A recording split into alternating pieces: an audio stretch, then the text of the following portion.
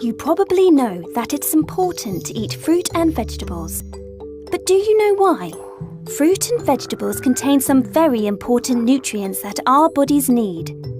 These include vitamins, minerals, and fibre. Do you know what vitamins and minerals are? Vitamins and minerals help our bodies to work properly. We only need them in small amounts, but we do need lots of different ones.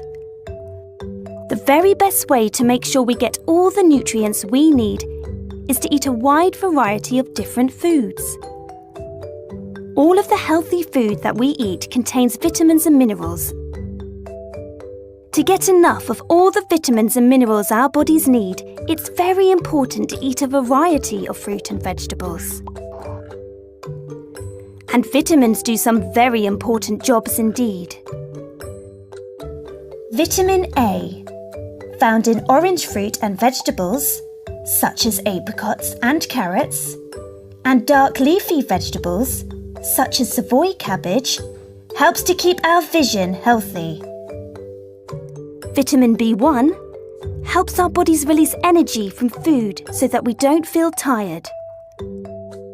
Lots of fruit and vegetables contain vitamin B1, including peas, spinach, and mushrooms.